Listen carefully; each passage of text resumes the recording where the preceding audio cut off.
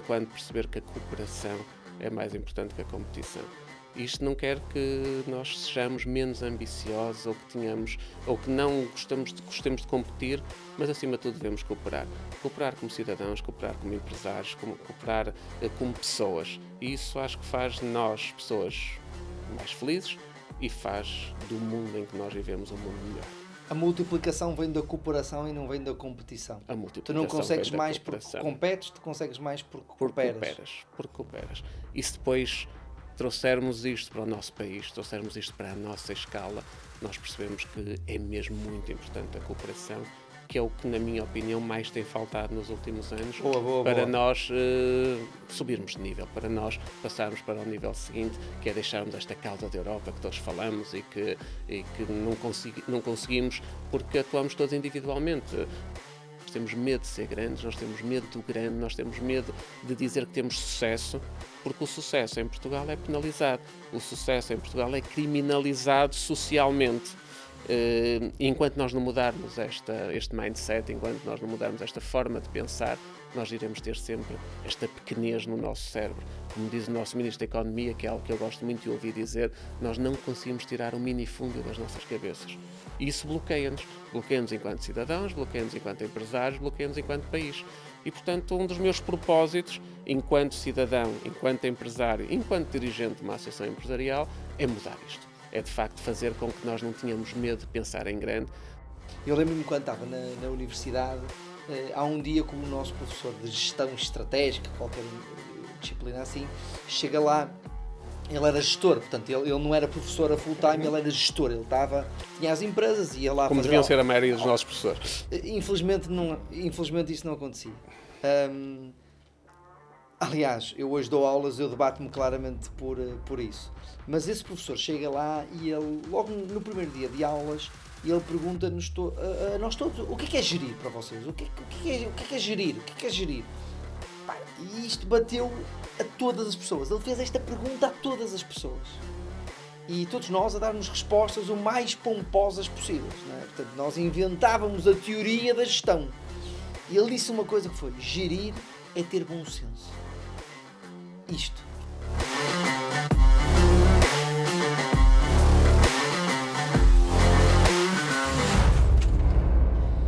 Olá, sejam muito bem-vindos a mais um episódio do The Doers Podcast. Como não podia faltar, 6 horas da manhã, uma segunda-feira, e aqui estamos nós com um grande doer que hoje vamos trazer aqui para vocês, onde vamos tratar daqui, falar aqui de um tema bem quente e bem forte. Tenho a certeza absoluta que vocês vão adorar. O meu nome é João Cortinhas e hoje estamos aqui neste episódio. A vocês que seguem o The Doers Podcast, sigam as nossas redes sociais, sigam aqui no YouTube, sigam aqui no Spotify. Precisamos também de vocês para trazerem outros doers, outras pessoas que também precisam de entender a realidade dos doers que estão a fazer acontecer. E hoje tenho nada mais, nada menos do que o Ricardo Costa aqui connosco. Ricardo, antes de mais, muito bem-vindo aqui ao nosso podcast, aqui à nossa comunidade de fazedores. E este podcast que nós caracterizamos por um podcast sem bullshit, sem tangas, sem sonhos cor-de-rosa, a realidade tal como é de empreender e empreender no contexto em Portugal, que naturalmente tem muitas variáveis.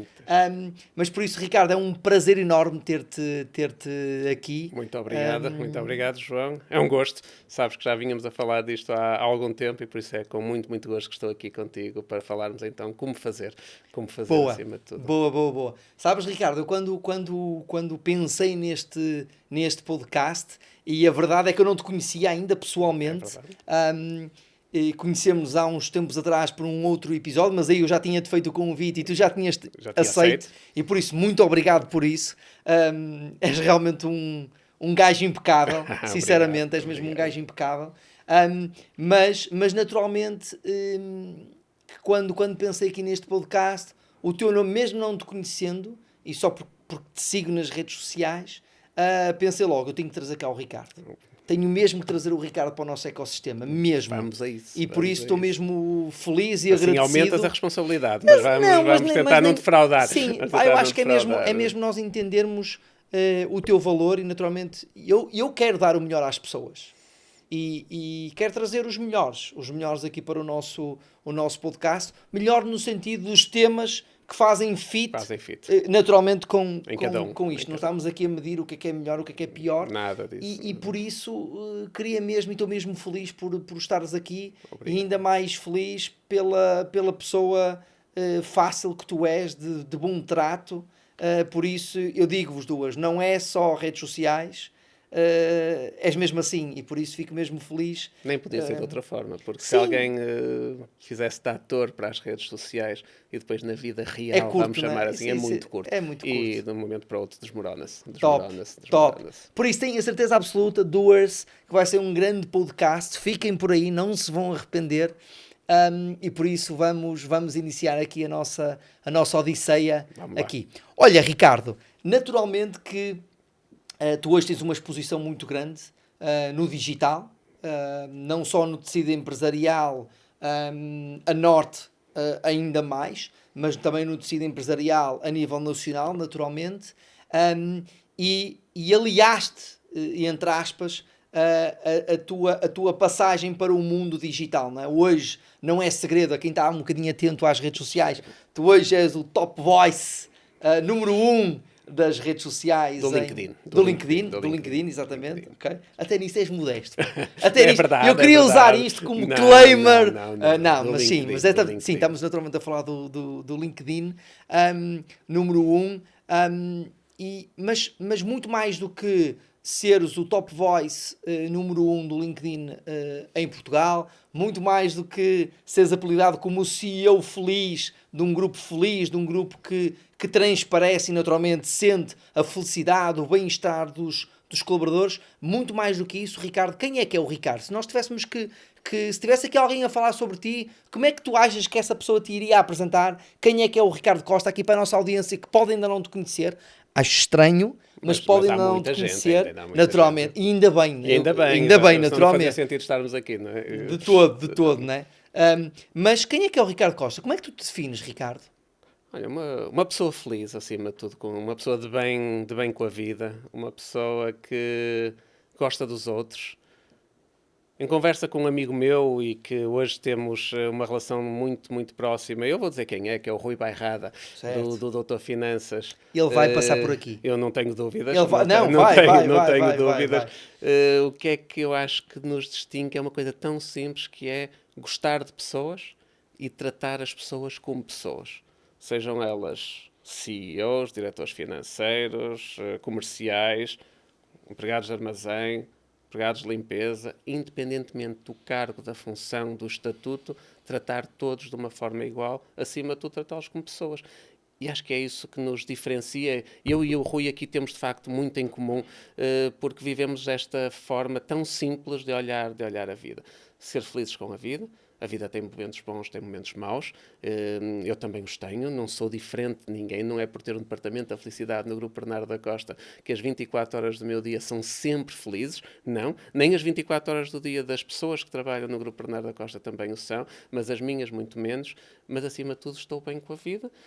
Deito-me todos os dias de consciência tranquila que fiz o meu melhor, que dei o meu melhor, mesmo que esse melhor não seja o mesmo todos os dias, nem tenha a mesma intensidade todos os dias, porque, como qualquer pessoa, temos altos e temos baixos, mas chegar ao final do dia com essa consciência, para mim, é suficiente. Uma pessoa que valoriza muito os amigos, uma pessoa que valoriza muito a família é o meu pilar, e assim, em curtas palavras, é isto. Eu depois podia dizer que sou licenciado em Engenharia e Gestão Industrial, tenho um MBA na Católica, tenho 44 anos, tenho 2 filhos de sangue e 2 filhos de coração, mas, acima de tudo, sou uma pessoa de bem com a vida, que entende que, uma frase que eu tenho falado muitas vezes, quando a humanidade, o grande passo da humanidade, ou o próximo grande passo da humanidade, é quando perceber que a cooperação é mais importante que a competição. Isto não quer que nós sejamos menos ambiciosos ou que não gostemos de competir, mas, acima de tudo, devemos cooperar. Cooperar como cidadãos, cooperar como empresários, cooperar como pessoas. E isso acho que faz de nós pessoas mais felizes e faz do mundo em que nós vivemos um mundo melhor. A multiplicação vem da cooperação e não vem da competição. A Tu multiplicação não consegues vem da mais porque cooperação. competes, tu consegues mais porque cooperas. Porque cooperas. E se depois trouxermos isto para o nosso país, trouxermos isto para a nossa escala, nós percebemos que é mesmo muito importante a cooperação, que é o que, na minha opinião, mais tem faltado nos últimos anos para nós subirmos de nível, para nós passarmos para o nível seguinte, que é deixarmos esta cauda da Europa que todos falamos e que não conseguimos porque atuamos todos individualmente. E os nossos órgãos governativos, o nosso poder legislativo e poder central, gostam muito deste dividir para reinar, porque assim é mais fácil. Enquanto se nós cooperarmos, se ganharmos dimensão, se ganharmos escala, por um lado, conseguimos competir neste mercado que é cada vez mais global e, por outro lado, conseguimos ter força, conseguimos ter voz para aqueles que nos governam e nos respeitam. E isso faz toda a diferença. E daí é muito por isso que eu também falo nesta questão da cooperação. Ok, boa. Estavas a falar disso e dá claramente aqui um excelente tópico de conversa. Neste sistema de empreender em Portugal não é fácil. Empreender em Portugal é muito difícil, mas tem uma atratividade que eu ainda hoje não consigo explicar. Okay. Porque, de facto, nós temos um conjunto de excelentes empreendedores em Portugal, temos muitos empreendedores, portanto, há algo que nos define como empreendedores. É a nossa raça? Acho que é a nossa história. Eu acho que a nossa história o ADN, ajuda a justificar o nosso ADN. Então, se falarmos aqui na nossa zona do país, na zona norte, nós, como não tínhamos multinacionais cá, nós não tínhamos a máquina do Estado, nós não tínhamos aquele clientelismo que normalmente existe à volta de Lisboa. Boa palavra. Nós não tínhamos outra forma a não ser empreender. E por isso é que há, de facto, um conjunto de empresas de grande dimensão aqui nesta zona, porque nós tínhamos que nos virar. Era na raça. Portanto, ou imigrávamos à procura de um futuro melhor, ou então tínhamos que virar empreendedores. E acho que isto foi passando de geração em geração. Agora é muito difícil. É muito difícil porque há um determinado conjunto de bloqueios, de resistências a quem quer, de facto, construir algo, a começar logo por aquele problema que nós temos em Portugal, que é o medo do grande. É o medo... Outro dia estava numa sala com 180 pessoas e o orador principal perguntou... Estou a sentir que a nossa conversa vai ser muito boa. Quem é que aqui é rico? E ninguém levantou o dedo no ar. A não ser o orador. Porque, segundo ele, fazia parte dos 5% mais ricos. E eu tenho a certeza que naquela sala 80% das pessoas que lá estavam tinham mais dinheiro que o orador. Um património, vamos chamar património superior ao orador. Mas ninguém levantou o dedo, porque este é o clima que existe hoje em Portugal. Nós temos medo de ser grandes, nós temos medo do grande, nós temos medo de dizer que temos sucesso, porque o sucesso em Portugal é penalizado. O sucesso em Portugal é criminalizado socialmente. Enquanto nós não mudarmos este mindset, enquanto nós não mudarmos esta forma de pensar, nós iremos ter sempre esta pequenez no nosso cérebro. Como diz o nosso Ministro da Economia, que é algo que eu gosto muito de ouvir dizer, nós não conseguimos tirar o minifúndio das nossas cabeças. E isso bloqueia-nos. Bloqueia-nos enquanto cidadãos, bloqueia-nos enquanto empresários, bloqueia-nos enquanto país. E, portanto, um dos meus propósitos, enquanto cidadão, enquanto empresário, enquanto dirigente de uma associação empresarial, é mudar isto. É, de facto, fazer com que nós não tenhamos medo de pensar em grande. Nós temos tudo para ser um dos melhores países da Europa. Nós temos uma localização geográfica fantástica, nós temos pessoas empreendedoras, como acabamos de falar, nós temos segurança, nós temos um clima fantástico, temos uma gastronomia, temos um conjunto de diversidade ao longo do país que nos torna, de facto, distintos a esse nível. Eu não conheço ninguém que conheça o mundo, eu felizmente tenho essa sorte, eu tenho uma grande meta aos 50 anos de visitar 100 países, acho que já visitei 83 pelas minhas últimas contas, e não conheço nenhum país melhor sobre estas condições para viver. E, portanto, nós temos que valorizar isto enquanto cidadãos portugueses. Mas depois falta-nos a outra parte. Falta-nos nós podermos crescer, falta-nos nós nivelarmos por cima, falta-nos nós criarmos valor e precisamos de legislação e pessoas na política que permitam isto. Se bem que nós não podemos criticar os políticos, porque os políticos são o reflexo da nossa sociedade. Claramente. E quem passa a vida a criticar os políticos, eles só são o reflexo daquilo que nós somos enquanto sociedade. Portanto, em primeiro lugar... Assim como as nossas empresas. São Assim sempre como as reflexos das empresas. pessoas que lá estão. Essa é a minha frase. Não é só do líder. As pessoas não são feitas de pessoas, as empresas são as pessoas. É o que eu digo sempre. Portanto, da mesma forma, o país é feito por quem nos governa, ou pelo menos tem uma grande importância quem nos governa, mas eles são um reflexo daquilo que nós somos enquanto sociedade. E, portanto, primeiro vamos mudar-nos a nós próprios, mudar a nossa mentalidade, e depois, se calhar, nós conseguimos começar a escalar neste ranking dos países europeus aos mais diversos níveis e tentar sair desta cauda da Europa onde estamos e termos todas as condições, como eu digo. Aliás, nós estamos num momento decisivo para o nosso país. Com estas transições todas que estão a acontecer. Transição energética, transição digital, inteligência artificial, que é a próxima grande revolução industrial. Portugal, pela primeira vez, tem os recursos necessários para poder liderar estas transições. A nível energético, eu penso que não preciso falar muito, mas, portanto, nós estamos numa localização geográfica privilegiada, nós temos um mar a nível que nos vai permitir nas offshores eólicas também ser muito competitivo a esse nível. A nível da transição digital, nós somos o único país que está ligado por fibra óptica a 3 continentes. E a nível da inteligência artificial, a nossa capacidade empreendedora, o nosso conhecimento, as nossas instituições de sistema científico e tecnológico podem competir com qualquer instituição do mundo. Isso, de facto, dá-nos as ferramentas para nós estarmos numa posição que nas anteriores revoluções industriais nunca estivemos.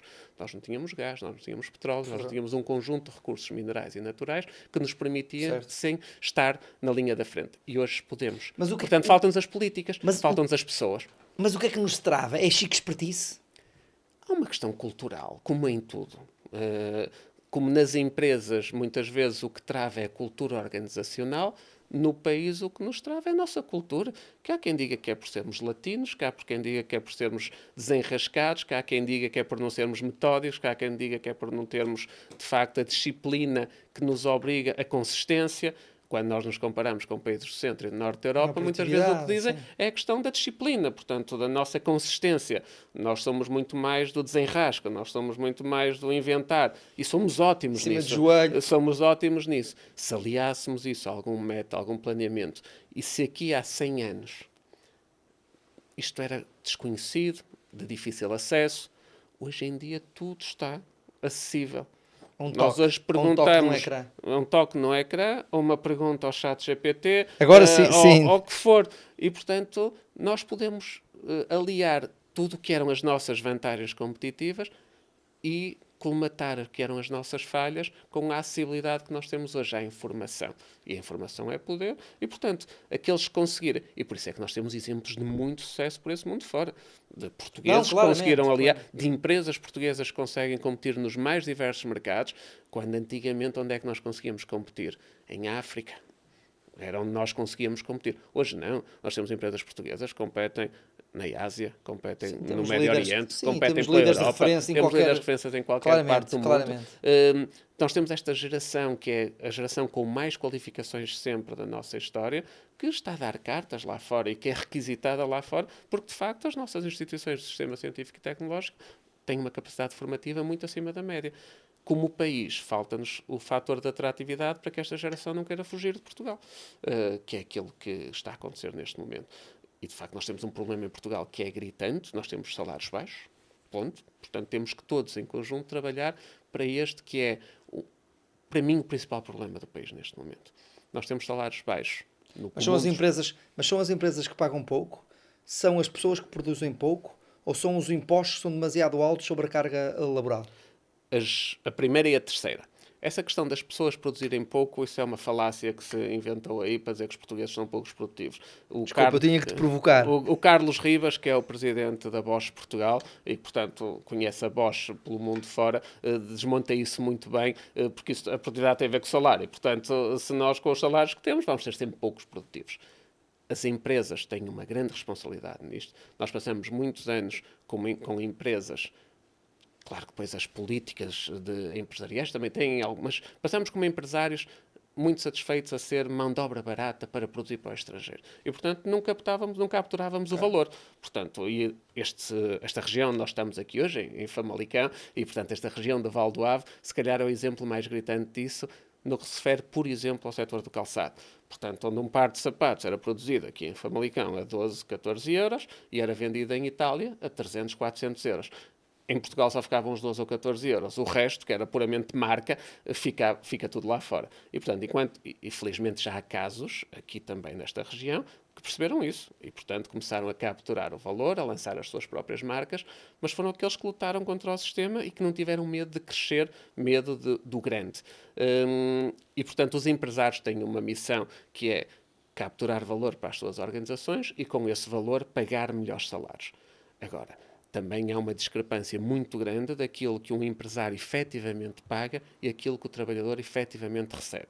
E esta diferença vai para o Estado. E é onde nós mais, enquanto Associação Empresarial do Minho, temos batido, porque nós somos a única associação empresarial que nunca pediu uma baixa de IRC. Nunca. Nós sempre nos batemos sobre impostos sobre o trabalho, reduzir a carga fiscal sobre o trabalho, aumentar o rendimento líquido disponível dos portugueses ao final do mês.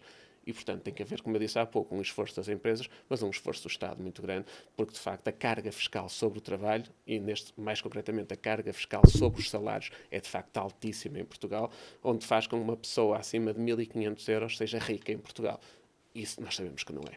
Porque hoje em dia quem ganhar 1.500 euros, e eu sei que isto pode ser insultuoso para aqueles que ganham 765 euros, mas quem ganhar 1.500 euros em Portugal hoje não pode ter uma vida desafogada. Não pode. Então, se viver num centro urbano como Braga, Famalicão, Guimarães, Porto, Lisboa, é quase impossível.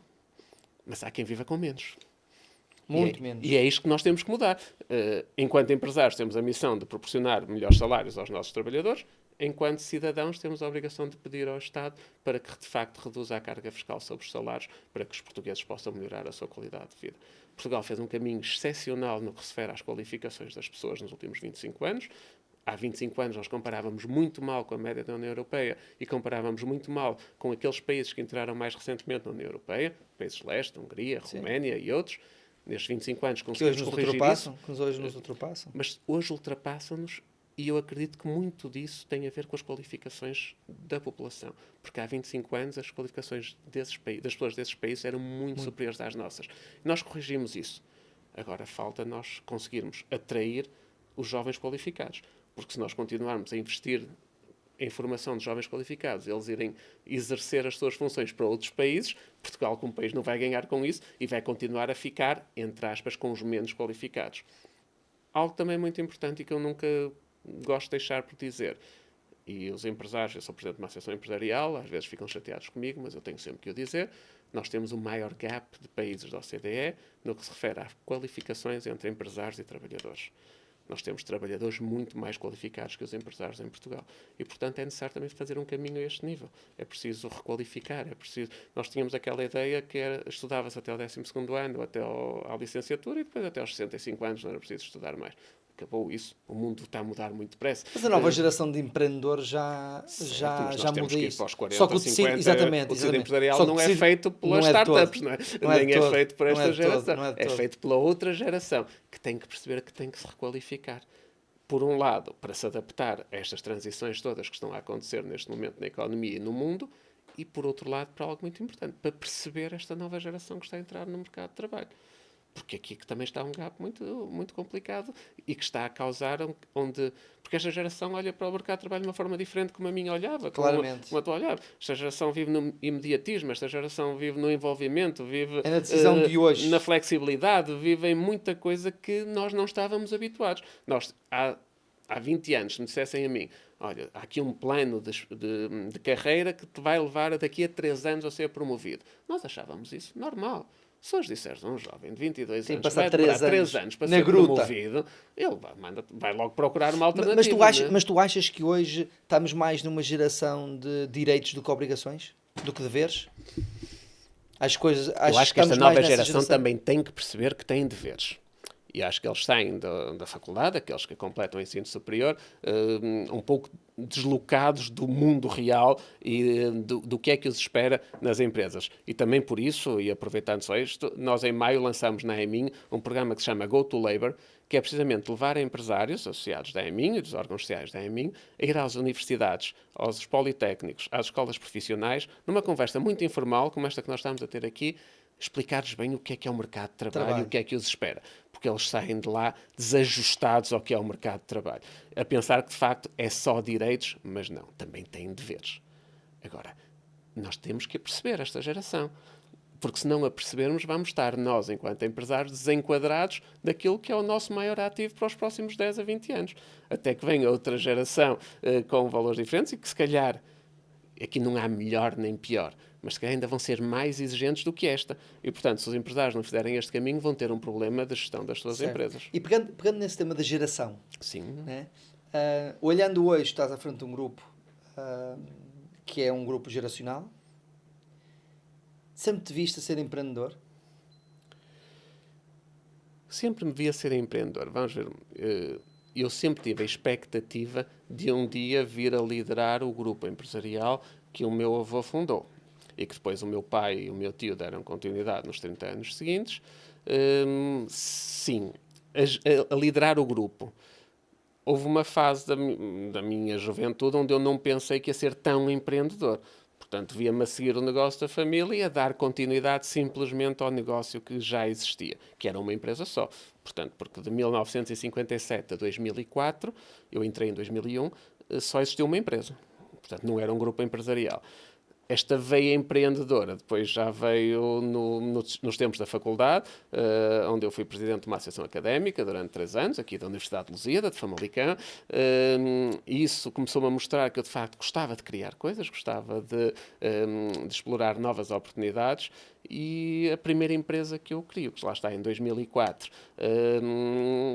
ficou um bichinho, onde eu, até aos 30 anos, cometi muitos erros, cometo muitos erros, e já podemos falar sobre eles mais à frente, porque isto também é o doer, também está aqui, porque isto não são só rosas, não são só flores, mas isto só para dizer que, sim, gosto de criar. Eu tinha a minha vida mais ou menos planeada da seguinte forma: dos 20 aos 30 anos aprendia e conhecia, dos 30 aos 40 empreendia e dos 40 aos 50 consolidava, para depois aos 50, que era uma meta que eu tinha, deixava de ter responsabilidades executivas e podia me dedicar a algo mais na área da responsabilidade social, criar impacto na sociedade, vamos chamar-lhe assim. Ela foi mais ou menos tendo este seguimento. Eu tenho 44 anos, como disse há pouco. Infelizmente a vida trocou-me aqui as voltas neste último ano, mas foi assim que foi sucedendo. E, portanto, eu dos 20 aos 30 conheci tudo o que havia para conhecer, mercados, realidades.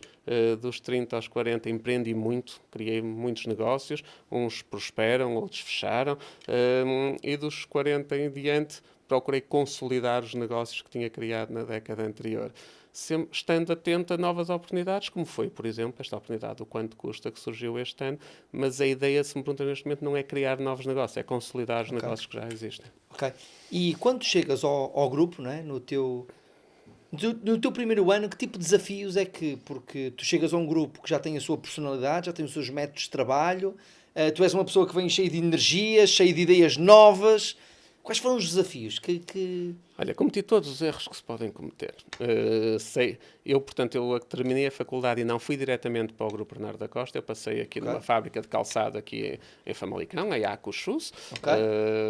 Uma empresa que foi muito importante para mim, uma empresa de grande dimensão, com cerca de 1.200 trabalhadores, entre Joane, Ponte Lima, Cabo Verde e Brasil, na altura.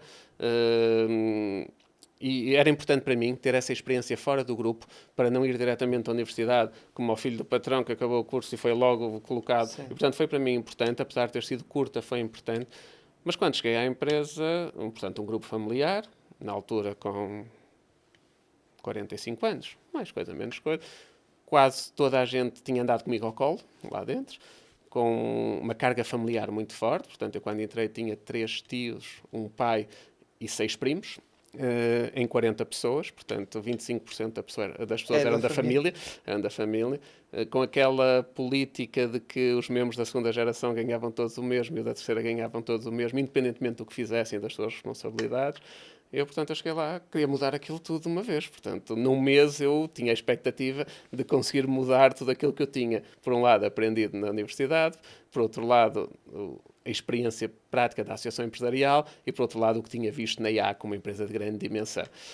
Erro, não é? Brutal, não é? Dei de cabeça, bati de frente contra uma parede, porque comecei a criar tensões e anticorpos em todos os lados. Então fiz marcha atrás e disse, não, isto não pode ser assim. Portanto, vamos começar por baixo. vamos perceber o que é que fazem. Era uma empresa de instalações elétricas, portanto, vamos começar por perceber o que é que fazem os eletricistas, o que é que eles fazem no dia a dia, vamos às obras, vamos perceber o que é que fazem.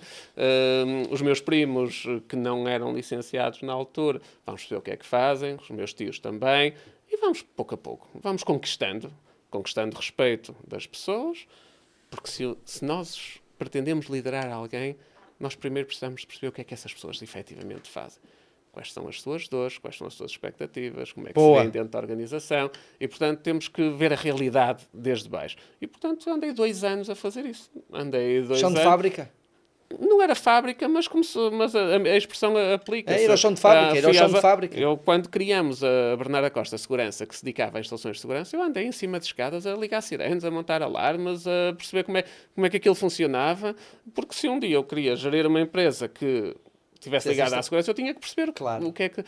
Isso foi um passo acertado. Depois de ter batido contra uma parede, voltei para trás e, de facto, percebi que tinha que ser de outra forma. E, felizmente, além de ter tido a sorte do meu pai me ter orientado e sempre ter dado muita autonomia, portanto, não era aquela pessoa que ele é que estava certo e, portanto, eu tinha que seguir. Não, ele deixou-me ir contra a parede, corrigiu-me, depois orientou-me, mas sempre deu autonomia para errar na mesma.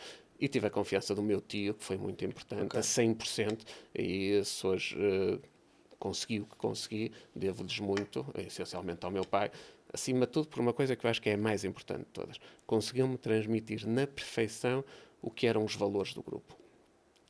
A segurança, a partilha, a responsabilidade, a tolerância, a solidariedade, o respeito. E isso é o que fica. Isso é aquela base.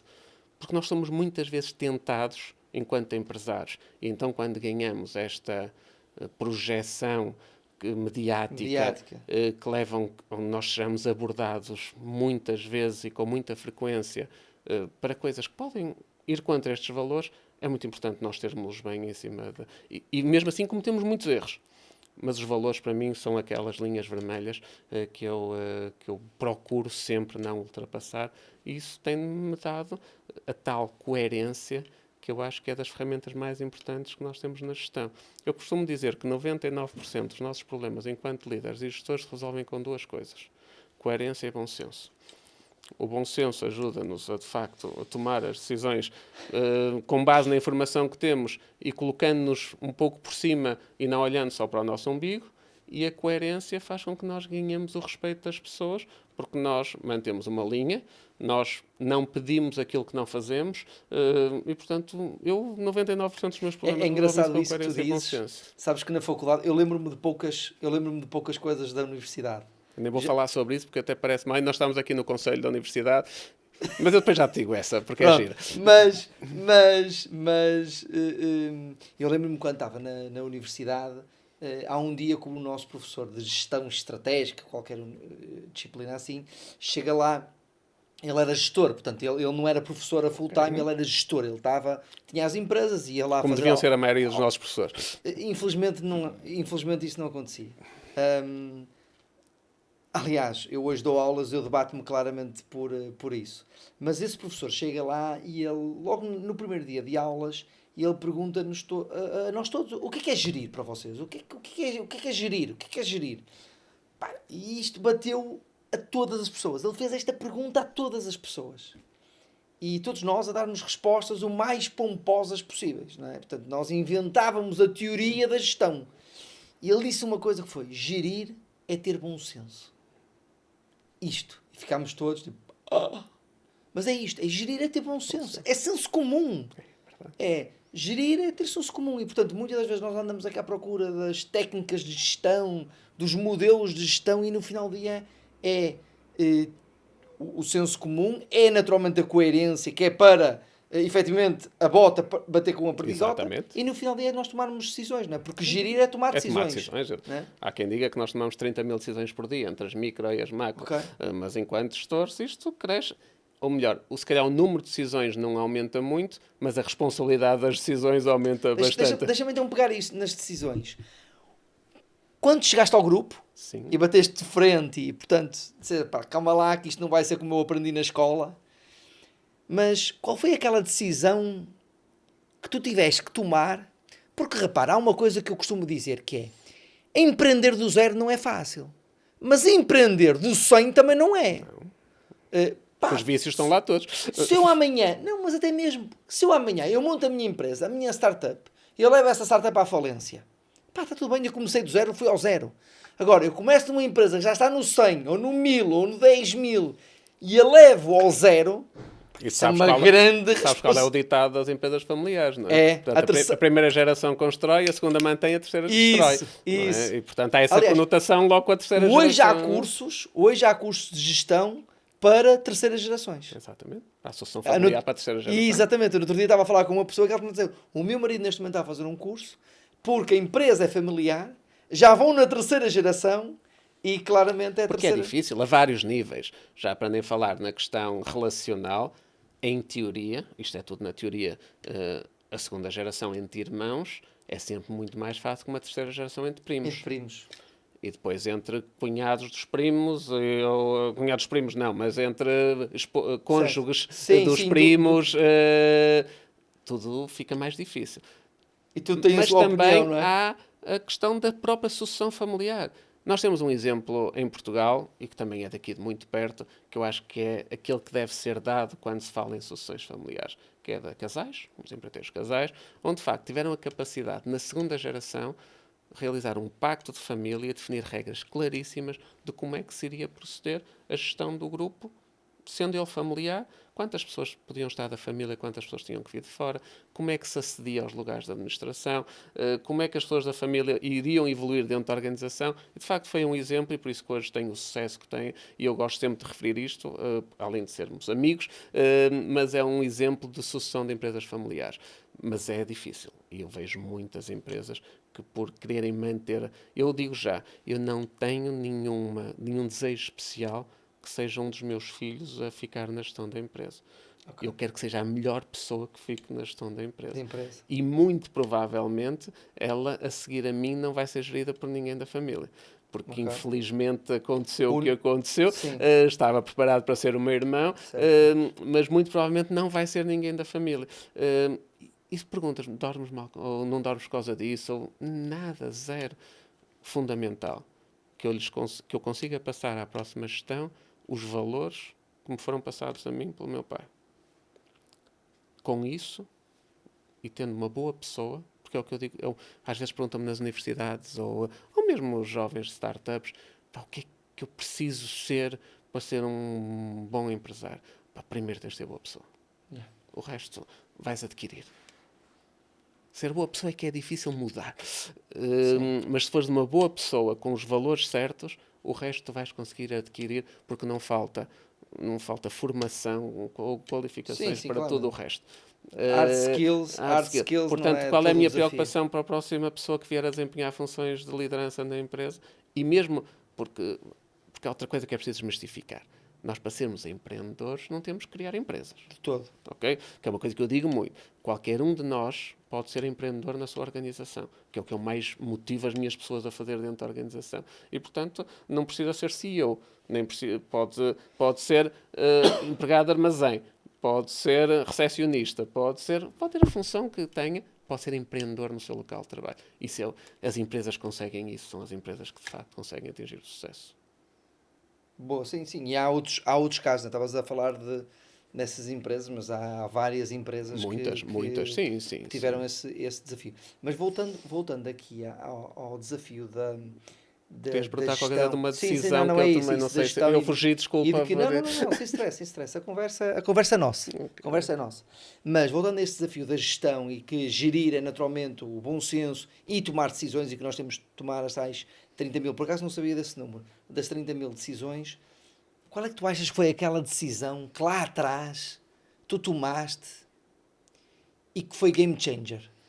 No teu percurso, aquilo que tu hoje tens dentro do grupo, qual é que tu achas que... Foi em 2004, quando eu decidi criar a Bernardo da Costa Comércio de Equipamentos de Segurança Eletrónica. Okay. Foi a decisão mais importante. Mas porquê? Mas porque deixaste a tua pegada? Porque sentes que ganhaste o respeito dentro da organização? Por várias coisas. Porque foi algo que, em termos de negócio, acrescentou muito valor ao grupo? Olha, as três coisas. Diversifiquei a área de atividade do grupo, que é fundamental. Portanto, aquela história de nós não termos os ovos todos no mesmo cesto, e isso foi importantíssimo. Mitigação, Numa claramente. altura Não é? em que depois veio-se a verificar a crise na construção civil entre 2009 e 2014, e portanto nós, como tínhamos outra área de negócio, que era a segurança eletrónica, foi a salvação do grupo, porque se só existissem empresas de soluções elétricas, nós hoje não estávamos aqui a ter esta conversa, ou podíamos estar, mas não em contexto de grupo Bernardo da Costa, porque ele não ia existir. Portanto, diversificação. Foi a minha primeira empresa que eu criei de raiz e, portanto, tenho essa carga emocional. Eu sou uma pessoa emocional. E, por isso, foi o empreender algo, construir algo desde o zero. Foi o respeito. Foi o respeito por... Pá, se calhar o Ricardo está no caminho certo porque ele está a demonstrar que é possível ir além. Tu sentiste que ali puseste uma bandeira ali foi uma bandeira. Tua chegada à Lua, não é? Que depois, estes anos todos, vieram a fazer com que essa empresa é hoje a empresa mãe do grupo. Portanto, a empresa que foi construída em 2004, por via das várias crises, por via tudo o que foi acontecendo, é hoje a empresa e que permitiu, foi essa empresa que depois permitiu eu investir em todos os novos negócios que surgiram após 2004. Seja na Academia Bernardo da Costa, na AVPro, na ATouch, na BC Safety, os projetos internacionais, o ter ido a 2009 a Moçambique, ter estado lá 4 anos, eu ter ido 30 talvez a Moçambique e ter saído em 2013 e ter perdido lá muito dinheiro, mas porque essa empresa existia permitiu-me isso, porque lá está, nem tudo são rosas, nem tudo são projetos de sucesso, mas foi por essa empresa ter nascido em 2004 que... Agora, essa empresa em 2004 só nasceu porque houve um histórico de 40 e tal anos, que o meu avô e o meu pai e o meu tio lideraram esses negócios, as fundações. Porque senão essa empresa também não tinha... Porque essa empresa, quando nasceu, precisou da ajuda da empresa de eletricidade. Mas se tu não tivesse entrado no grupo, tu hoje terias o teu próprio negócio? Acho que sim. Acho que sim. Com todo o respeito, porque eu, às vezes, naqueles momentos onde o dia parece que não tem fim e é naqueles dias que corre tudo mal, nós dizemos, pá, também tens disso? Estava tão bem a trabalhar por conta de outra, porque já tive várias propostas, ainda era mais novo para ir trabalhar por conta de outra, e dizia, pá, escusava de me deitar a pensar como é que eu pago os salários no dia a seguir, ou como é que eu vou cumprir determinado compromisso no dia a seguir, porque também tenho disso. Felizmente, hoje em dia, deixa-me dizer-te a minha segunda melhor decisão, pode ser? Claro. Aprender a delegar. Ui. Eu até aos meus 30 anos eu tinha que saber tudo, tinha que dominar tudo, tinha que decidir sobre tudo. E depois cheguei à conclusão que os meus braços estavam daqui até aqui, portanto vamos ver se a câmara consegue focar. Portanto, se eu quero uma empresa maior que os meus braços, eu preciso de mais braços, porque os meus braços não esticam. Boa analogia. E então aprendi a delegar. E foi a minha segunda melhor decisão. E isto vem na sequência daquilo que eu ia dizer, porque eu há muito tempo que não sei quanto dinheiro tenho na conta ou quem é que eu tenho que pagar, porque não sei. Não sei. Se me perguntares hoje quanto dinheiro tenho a Bernardo da Costa das empresas, eu não faço a mínima ideia. Mas tenho alguém que sabe em quem eu confio plenamente. Okay. Se me disserem qual é o plano de marketing para os próximos 6 meses, eu não sei. Dei a minha opinião e a diretora de marketing está a construí-lo. Comercial igual, certas, técnica igual. Certas. E a minha grande conquista enquanto empresário é, de facto, ter construído uma equipa fantástica, que me permite ter estado contigo hoje, estar aqui, ter estado sexta-feira em Leiria. Tu és o CEO feliz, Tu hoje, naturalmente, e a tua empresa tem muita mídia à volta disso, né, naturalmente, sobre um conjunto de iniciativas, sobre um conjunto de iniciativas que vocês permitem aos vossos colaboradores, à vossa equipa, um bem-estar, condições mínimas que para ti, naturalmente, são fundamentais a empresa fornecer, não gosto da palavra oferecer porque não é uma oferta, é um fornecimento mediante os resultados que a empresa tem e o consegues fazer porque naturalmente a empresa produz aquilo que... Não é ad eterno, independentemente dos resultados. Exatamente. Tu hoje consideras-te um CEO feliz, tu hoje tens a empresa que querias ter? Isso é uma pergunta difícil, porque eu sou muito ambicioso e, portanto, eu acho que nunca tenho aquilo que queria ter. Mas dou muito valor àquilo que tenho. Porque das coisas que eu mais critico, entre aspas, é nós não sabermos dar valor ao que temos e normalmente só damos valor quando o perdemos. E, portanto, eu tenho formatado o meu cérebro para, não perdendo a ambição, dar sempre muito valor ao que tenho. E eu estou muito feliz com a empresa que tenho, muito feliz com as pessoas que tenho ao meu lado, muito feliz por aquilo que consegui construir em contexto profissional. Também sou muito feliz em contexto pessoal, também é importante que se diga isto, porque de facto o sou. Na generalidade. Hoje não sou tão feliz, claro que não sou. A vida trouxe-me a pior coisa que me podia ter trazido há 6 meses atrás.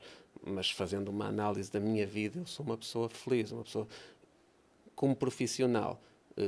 Tenho as pessoas que quero, e digo isto muitas vezes à minha equipe, porque fruto desse mediatismo, fruto de tudo isso, as pessoas da empresa sabem que não faltam pessoas, isto é, a querer vir trabalhar para a Bernardo da Cor, mas eu tenho a equipa que quero, e digo-lhes isso sempre que tenho a oportunidade.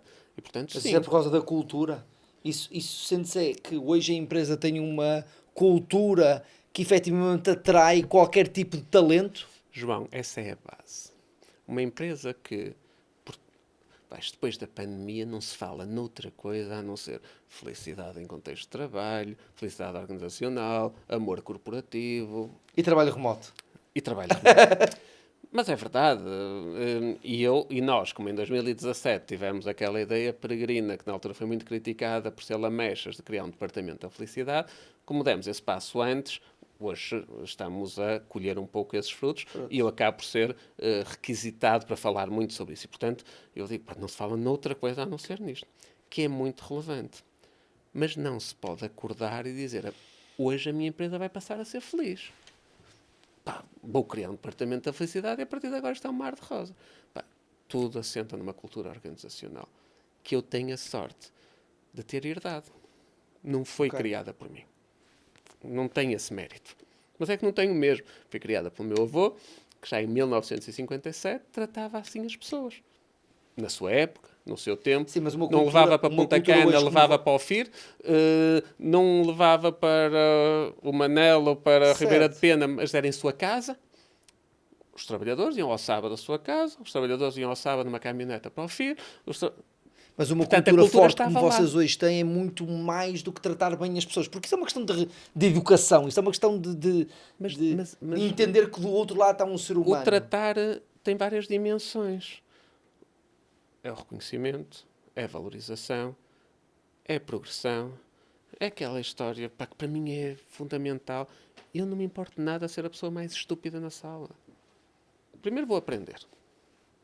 E segundo, vou ter ao meu lado, nos respectivos departamentos, pessoas mais inteligentes do que eu. Se eu conseguir isso, tenho a melhor empresa do mundo. Não me importa nada que venha alguém para me substituir. Até peço. Isto não, espero, depois corta, está bem? Depois cortas isto, estou a brincar. Mas porque se alguém for melhor do que eu a gerir o grupo Bernardo da Costa, eu fico todo feliz. Sim, não, porque eu sou acionista enquanto e por isso, acionista tu vais vou colher, ficar ainda mais feliz. colher. Vou colher esses frutos. Que é outra coisa que às vezes parece que custa a entrar nas pessoas. Uma empresa que tem esta cultura é uma empresa que não se importa de criar novos líderes. Mas imagina, tu estavas há pouco a dizer que tu herdaste eu herdei a cultura organizacional essa cultura. de valorização, de bem-estar, de felicidade, de segurança, de saúde, de respeito, aqueles valores que eu disse há pouco. Isso é fundamental. E como é que foi a transição? Como é que tu... E deixa-me só dizer porque é que é fundamental. Porque isto não é um mar de rosas. Porque eu tenho pessoas na empresa que eu faça A ou faça B vão criticar sempre. Eu tenho pessoas que não reconhecem aquilo que nós investimos nelas. Obrigado por estás a dizer isto aqui. Ok?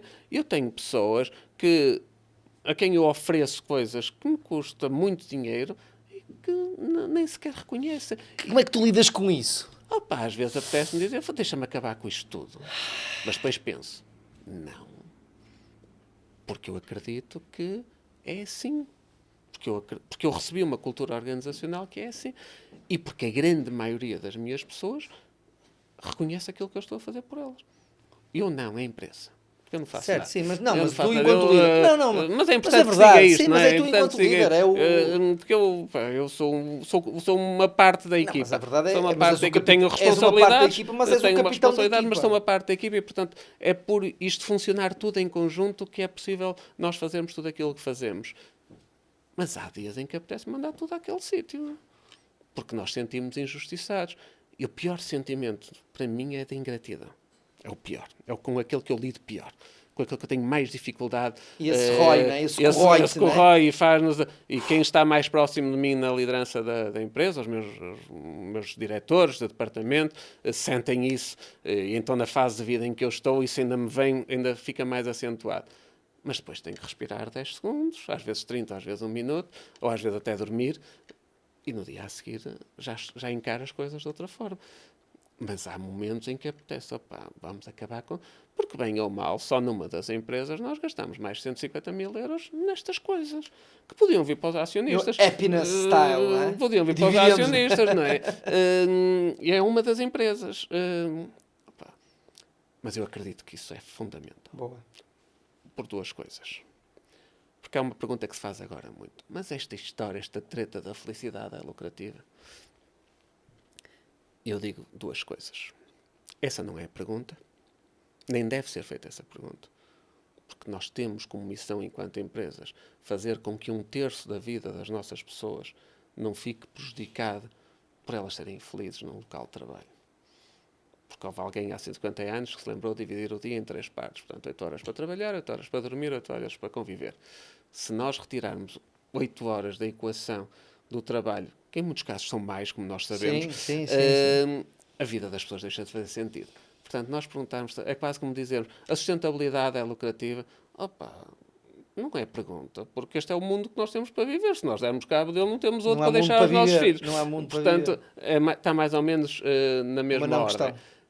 Mas sim, vamos agora então responder à pergunta. Claro que é lucrativa, porque pessoas felizes são mais produtivas, porque pessoas felizes e motivadas tratam melhor os clientes e os fornecedores, ou os restantes parceiros. Pessoas felizes provocam mais fidelidade dos clientes à empresa e, por isso, a empresa vai ter um melhor desempenho. E essa cultura forte despede pessoas? Tu sentes que as pessoas despedem-se hoje do grupo porque não estão alinhadas com a cultura do grupo? Não senti isso ainda. Ok. Não senti isso. Agora, sinto que há pessoas que, por um lado, a nossa rotatividade é baixíssima. Eu estava aqui a fazer um exercício enquanto estávamos a fazer essa pergunta para pensar nas 2 ou 3 últimas pessoas que saíram do grupo. E tenho que ir... Há vários motivos. Ou vão ganhar muito mais para o estrangeiro, ou de facto querem uma progressão na carreira numa área de formação que está tapada. E portanto têm que ir procurá-lo no outro lado.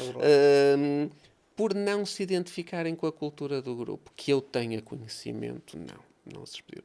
Mas atenção, eu já despedi pessoas por não se identificarem com a cultura do grupo. E eu contam-se pelos dedos de uma mão as pessoas que despedi nos últimos 5 anos. Uma mão até é exagero, mas já aconteceu. Ok. E saindo agora desse tema da cultura, Ricardo, ter herdado aquilo que tu herdaste não é nada fácil. Mas é um privilégio. Mas em algum momento tu sentiste, eu vou dar cabo disto tudo. Houve algum momento que tu disseste que eu posso dar cabo disto tudo? Houve algum momento que tu disseste assim, o que é que o meu avô me dizia neste momento? Não houve nenhum momento onde eu pensei que eu pessoalmente ia dar cabo de tudo. Houve um momento onde eu pensei que isto podia desmoronar tudo. E foi no dia 12 de março de 2014. Eu sei a data ao certo, porque foi a data onde um grande cliente meteu um processo de insolvência. Era um cliente que devia de mais de 600 mil euros à empresa de eletricidade e que veio na sequência de vários processos de insolvência de clientes na área da construção civil. Portanto, a empresa de eletricidade só tinha como clientes empresas de construção civil. E acho que tu sabes como o setor foi dizimado na crise. E, portanto, mas uns eram 200 mil euros, outros eram 150, aquele era de 600. Uma curiosidade, nós tínhamos cheques e letras desse cliente, portanto, a banca tinha-nos adiantado todo esse dinheiro. Portanto, o cliente entrando em processo de insolvência, foi nessa data, nós íamos ter que devolver tudo à banca, íamos ficar sem o cliente, íamos ficar sem o dinheiro. Dinheiro que já não tinha. Dinheiro que já não tínhamos, porque já tínhamos pago a fornecedor. O dinheiro circula. Portanto, o dinheiro circula. E nesse momento eu pensei que poderia ser possível E se me perguntas, a responsabilidade era minha? Claro que era. Fui eu que autorizei a que aquele cliente tivesse uma conta corrente de 600 Uma mil linha de euros. crédito, sim.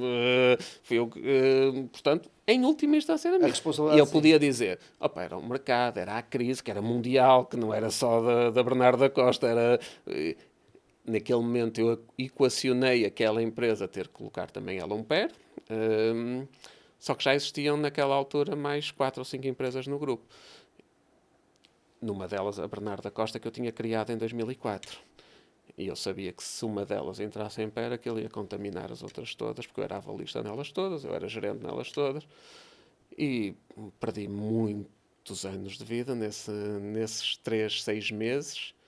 Posso dizer que tive que chegar a acordo com cerca de 25 pessoas, 20 das quais andaram comigo ao colo, e muitas delas viram-me nascer, com mais de 30 anos de casa, familiares incluídos.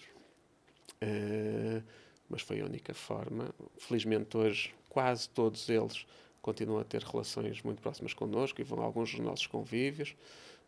Uma parte da família dividiu-se e é a minha grande mágoa, porque uma parte da família dividiu-se e deixou de ter relações com outra parte. Mas foi a única forma. Mas nesse momento eu pensei que poderia... sabes aquela história Novo Banco, BES? Opa, isto nunca vai... Um BES nunca vai fechar. Não era o que se pensava, não era antes de 2013. O BES é tão grande que nunca vai falir. Opa, aquilo... E nós, a uma escala micro, na família... A nossa empresa então, já tem tantos anos, isto nunca vai acabar. Tínhamos passado por muitas crises, não é? E eu sabia da história, apesar de não ter feito parte dela. Guerras e revoluções. E portanto, eu dizia, isto aconteça o que acontecer, isto é ad eterno. Aquele pensamento naif, e não é. Porque o BES faliu e nós podíamos ter falido. Se eu não tivesse tomado a decisão de criar a empresa em 2004, numa área de negócio completamente diferente, que tinha a capacidade financeira para em 2014 meter dinheiro na outra empresa e dizer à banca, atenção que nós estamos aqui também a participar e a arriscar. Foi a mitigação de risco. Tinha acabado aí o grupo. E o meu avô já lá em cima, porque o meu avô faleceu já há vários anos, há mais de 30 anos, se calhar tinha dito, olha, a terceira geração mais uma que deu cabo de um negócio. Felizmente não foi o caso, e felizmente conseguimos dar a volta, conseguimos não meter perna, não meter processo, conseguimos com meios próprios pagar as indenizações todas dos 20 e tal trabalhadores que chegámos a acordo, pagar aos fornecedores todos, pagar à banca tudo, e hoje essa empresa já está numa trajetória de crescimento outra vez. Saiu do corpo, claro que saiu. Foram muitas noites sem dormir, foram. Não é fácil chegar a um tio e dizer-lhe, olha, tens que ir para a pré-reforma porque não dá. Ou a um primo dizer, olha, não dá. Foi essa a maior fatura que tu pagaste? Foi a maior fatura que eu paguei. Foi. E hoje tinhas feito alguma coisa diferente? Com o que sabia na altura, não. Com o que sabia na altura, não. Não tinha feito nada diferente. Porque fui frontal, fui honesto, nunca escondi nada, pus as cartas todas em cima da mesa com toda a gente e por isso é que hoje a grande maioria fiz o que tinha que ser feito com a maior honestidade intelectual e transparência que podia ter feito. Não podia ter aberto mais... Aliás, isto depois tem outras histórias, mas eu sempre fui... Há um pré. Normalmente uma crise não é no dia. Não. E você vai avisando para a crise e, portanto, fui alertando dentro daquilo que era possível. Que nos Estados Unidos, passado com um ano que isso era possível vir a acontecer. Infelizmente aconteceu. Estávamos a falar... Esta empresa que 12 de março de 2014 meteu o pé, 6 meses antes tinha sido considerada PME líder. 6 meses antes. Pela banca. 6 meses antes tivemos um banco que veio ter connosco, nós abrimos aqui um plafond de 200 mil euros só para letras desse cliente. E foi o banco pior de negociar depois, quando as letras não foram pagas por esse cliente. Quando bateram no teto. Que até bens pessoais nos exigiu para poder fazer um mútuo a 4, 6 anos. Portanto... É caso para dizer que tu tiveste que os pôr no cepo. Tive que os pôr no cepo. Qualquer empresário tem que os pôr no cepo. Esta é uma excelente mensagem para nós deixarmos aqui. Qualquer empresário tem que os pôr no cepo. Não dá para brincar às empresas, não é? Não dá para brincar ao mundo dos empreendedores. Estamos a falar só nesta questão de dar os nossos bens pessoais como garantia através da nossa assinatura, Mas depois temos muitas outras implicações de gestão, fiscais, desta catrapada de burocracia que o Estado impõe às empresas e que os gerentes acabam por ser responsáveis. Portanto, isto brincar às empresas tem que se lhe diga. E nesse momento em que tu assinaste lá a tua responsabilidade, tu disseste: pá, isto pode derreter tudo e eu posso mesmo ficar sem nada? E ficar com o resto da minha vida penhorada? Mas pensei que... Dizer para ti próprio, né? Naturalmente. Mas não foi nessa. Eu digo isso hoje. Disse isso na pandemia. Meu primeiro pensamento na pandemia. Primeiro dia do estado de emergência. Portanto, eu tinha vindo há 3 Também dias. foi em março. Também foi em Março março. para ti é fortíssimo. Eu tinha vindo de Espanha, de uma feira. Já com Vinha a Covid? Portugal. Já com Covid Depois ou fui não? a Santander e vinha de Santander a conduzir para Braga a ditar o comunicado do plano de contingência da empresa. Portanto, foi uma quinta-feira e nós na segunda íamos mandar toda a gente para casa. O Estado, no fim de Íamos mandar toda a semana. gente trabalhar para casa. Foi quando decidiram fechar as escolas, portanto eu vinha ao telefone com a minha equipa, eu vinha a ditar, vamos mandar um comunicado. O primeiro pensamento quando chego a Portugal foi, ora bem, deixa-me lá ver, quanto dinheiro é que eu tenho para estar, quantos meses eu posso estar a faturar zero e a pagar os custos fixos da empresa? Eu disse, opá, 8 meses. Olha, se for mais 8 meses, isto vai complicar. Vamos ter que endividar-nos mais uma vez para... Felizmente, não. Mas o que eu quero dizer com isto é, não foi aquele momento que eu hoje penso, pá, se a China entrar em guerra com os Estados Unidos por causa de Taiwan, o mundo muda. Se o nosso amigo Putin carregar no botão ou atacar Zaporizhia, o nosso mundo muda. E, portanto, os nossos negócios podem ir por água abaixo, podem passar aqui um período muito longo. Eu estou tramado. Tu, se calhar, não sei, mas se calhar também. Os empresários... Se os meus clientes estiverem tramados, eu tramado estou. Por isso, eu continuo a ter... Infelizmente, o meu negócio principal precisa da banca. Porque o meu negócio é a distribuição, eu preciso ter 4, 5 milhões de euros em stock, parados ali nas prateleiras, para poder vender, e, portanto, eu preciso de me alavancar na banca para ter esse dinheiro em stock. Portanto, se correr mal, a banca só me empresta porque eu ponho lá a minha assinatura, não é? Porque não me empresta porque eu tenho os olhos castanhos, verdes, azuis, ou sou mais bonito ou mais feio, ou sou mais alto ou mais baixo. Emprestam porque eu atravesso. Portanto, se correr mal, eu estou tramado. É o que é. Mas isso é a vida de um empresário, Isso não é é? a responsabilização. Que muitas vezes é desvalorizada. Porque quando corre tudo bem, só se olha para o que o empresário ostenta. Ou porque compra o carro A, ou porque faz férias aqui, ou porque usa a roupa B, XPTO. Mas não pensam que se correr mal, outro lado da moeda. isso tudo vai por aí. Porque, Sim. infelizmente, o que é que se valoriza? É o empresário que declara-se 500 euros de salário, pronto, e o resto é por Sim, fora. por Mas isso não é a maioria. Felizmente. Isso é a minoria. E nos dias de hoje acho que é ínfima minoria. A grande maioria dos empresários corre muitos riscos, sacrifica a sua vida pessoal, põe em causa o seu património para poder chegar ao fim do mês e cumprir com todas as suas obrigações. Porque eu falo por nós e a grande maioria tem o mesmo... Não passa um dia 31 sem que as pessoas tenham o salário na conta. Nunca em 66 anos. Mas para isso muitas vezes é preciso nós irmos lá, aqueles senhores cor-de-rosa, verdes ou amarelos, uma assinatura, são mais de 100 mil euros, é para pagar salários. Brutal. E ninguém sabe disso, não é? Esta responsabilização, não é? Porque muitas das vezes nós não entendemos o que é a responsabilidade de ser empresário, claro empreendedor. Que isto, deixa-me só dizer, não nos dá o direito de tratar mal os trabalhadores, Não, de todo, ok? de todo, porque às vezes as pessoas em Portugal, não sei se é em Portugal, mas é o país que nos entende, pensam que só há extremos, não é? Portanto, ou se é assim, ou se é assim. Não, bom senso, volto a dizer, coerência. Isso sim é o fundamental na gestão. Top. Ricardo, foi aqui uma grande conversa. Aquele é o tempo. É o tempo. Aquele é o tempo. Eu sei, mas eu não te podia cortar. Eu não te podia cortar, mas foi. Tínhamos ainda aqui tanto ainda para trazer.